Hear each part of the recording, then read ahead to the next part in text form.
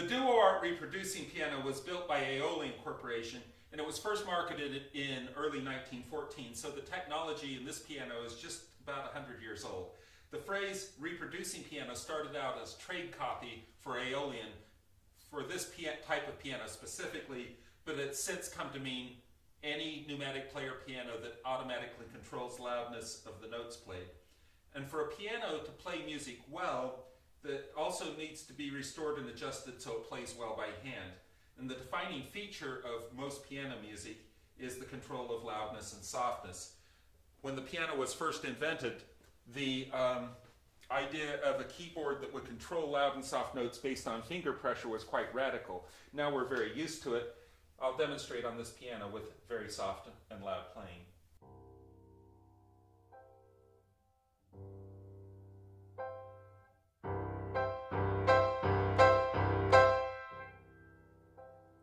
It's also possible to play a note so softly that it doesn't sound at all, as there I press 3 keys without making a sound. And down here I can do the same. So a typical pneumatic player piano is operated with power from either foot pedals that provide suction, or in this case an electric motor and vacuum pump. And then that vacuum is supplied to what's called the stack. That's an array of about 88 different little striker pneumatics, one for each note of the piano. And they're connected by a pneumatic valve to that airflow, and that valve is controlled by a thin tube that brings a signal up to the tracker bar. The tracker bar is the brass bar underneath this paper, and the tracker bar of the Duo-Art has 102 holes in it, and these are all open to close by the paper roll to control how the piano plays. Most of the holes control individual notes in the middle of the page, but the others near the edge control the pedaling, and the note loudness, and the re-roll function, and the motor on-off switch, and things like that. This slide shows the actual pneumatic stack of the piano during rebuilding, and you can see the 88 individual striker pneumatics.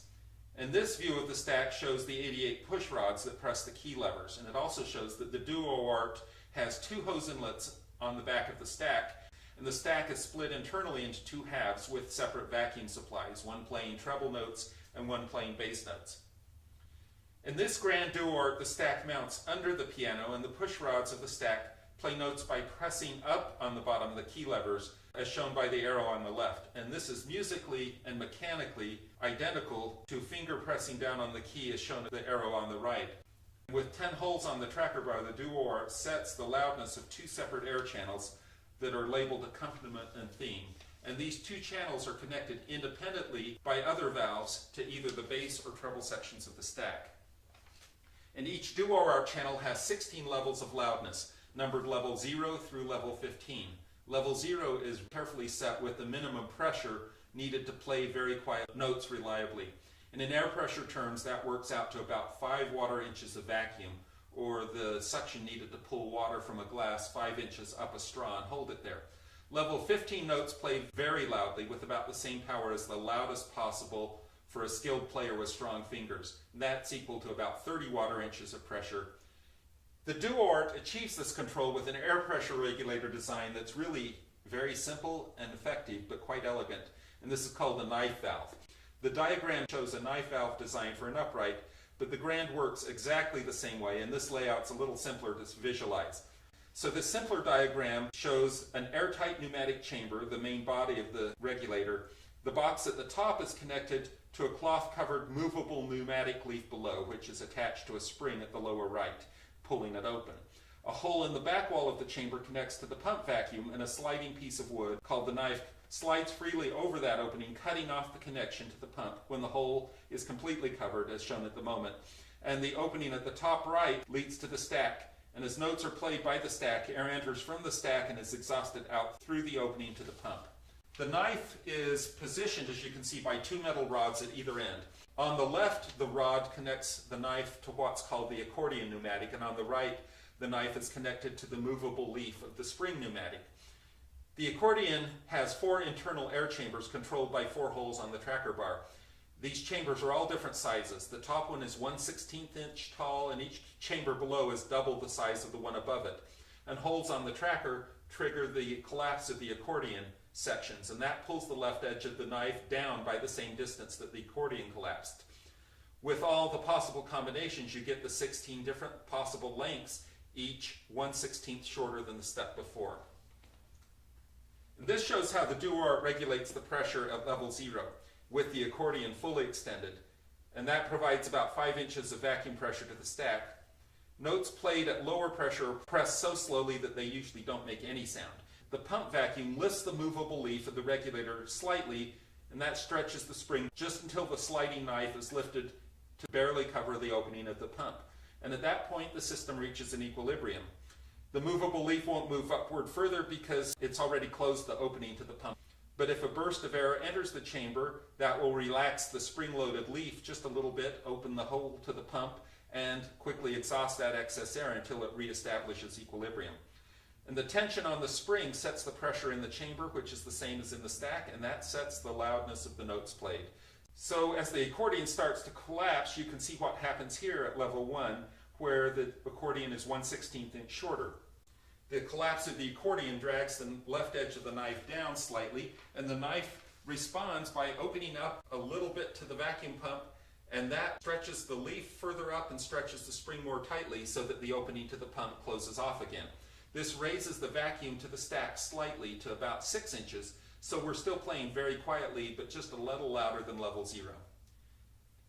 And exactly the same way, progressively louder levels result from collapsing the accordion further, all the way up to having all 4 chambers collapsed at level 15, which plays fortissimo notes at about 30 inches of vacuum. And going back to the level 0 setting, it's useful to show a little more detail of how the regulator responds pneumatically to the collapse of the accordion. This shows what would happen if the accordion collapsed from 0 to 8 without the pneumatic responding properly. The knife would get moved downward by a 1/2 inch, the opening to the pump would be uncovered by a little more than a 1/4 inch, but this state is labeled transient because it's not stable and it's unlikely to ever really happen in the Duo-Art. Instead, as soon as the knife begins to open the channel to the pump, air is quickly exhausted from the pneumatic, and that stretches the spring and raises the regulated vacuum pressure in the pneumatic to its new equilibrium levels for level 8. And this is much like how the regulator also recovers from a large burst of air that might come in from the stack, like from a big chord being played. Because the pump is very quick to exhaust air, the real response of the accordion looks more like this movement, with it going smoothly from one level to a higher level, with the knife valve remaining mostly closed at each level. So that's how a single knife valve works. The Duo-Art uses 2 knife valves, as shown in this cutaway view of an upright expression box. The separate knife valves are labeled accompaniment and theme, and the switching valves are also shown that connect the theme regulator to either the bass or treble sections of the stack. The accompaniment regulator normally drives both halves of the stack, and the theme channel only takes over when perforations in the roll signal the louder treble or bass theme notes are to be played. These theme perforations usually appear as pairs of holes, sometimes called snakebite holes. And this picture shows a close-up of the final flourish in the roll used to introduce this video, showing both bass and treble snakebite holes. The numbers superimposed on each perforation indicate the approximate stack pressure used to play each note. Meticulous coding of these rolls allows for very nuanced expression.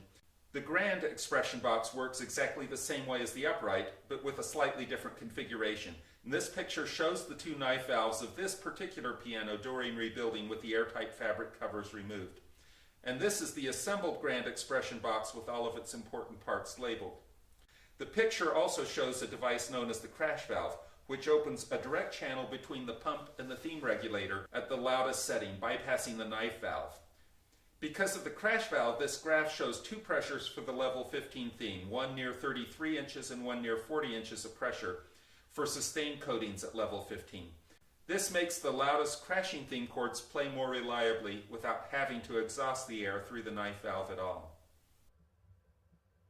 This is a practical demonstration of how the Duo-Art uses perforations in the roll to control both the stack pressure and the loudness of notes.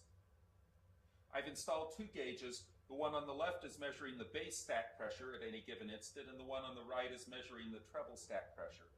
They're both registering 5 water inches right now, which is the 0 level setting for this piano, with all of the tracker bar holes covered, so none of the accordions are collapsed.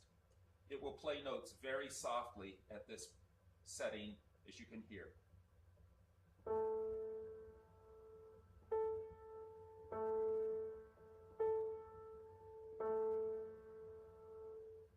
And the treble and bass notes are at similar loudness. If I change the stack pressure by just a little bit by going to level 1, you can see both gauges crept up to about 6 inches, and they will now play a little bit louder.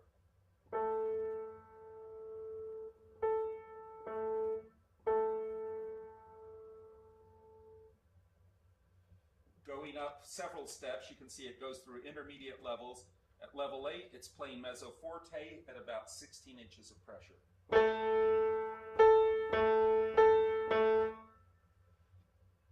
At level 12, it's noticeably louder at about 22 inches. And at level 15, it's maxed out at about 28 inches.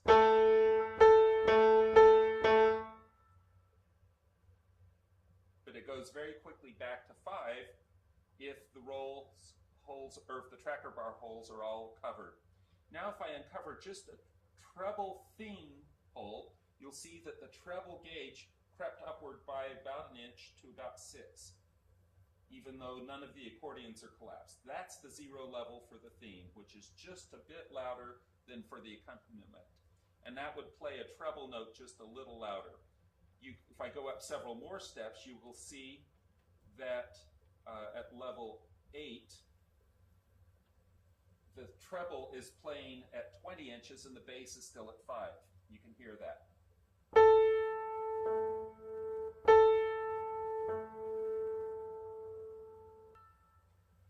If I cover the treble theme hole, but leave the theme setting at 8, and uncover the bass theme hole by using this lever, you can see the situation reverses. Now the bass stack goes to 20 inches, and the treble stack is sitting just at about 5 or 6.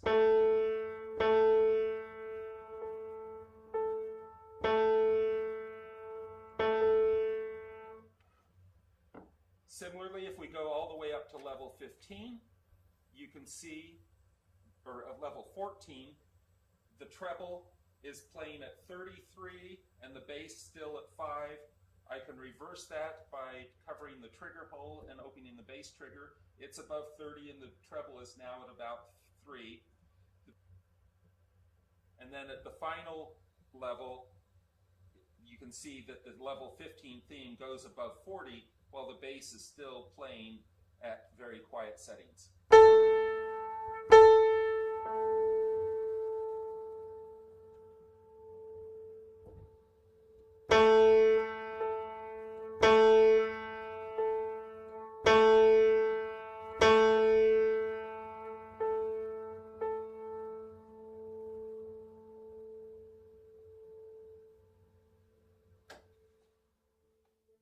I'll now finish by playing this roll, and you can see through the gauges just how dynamically the loudness of the music is controlled by the perforations in this roll.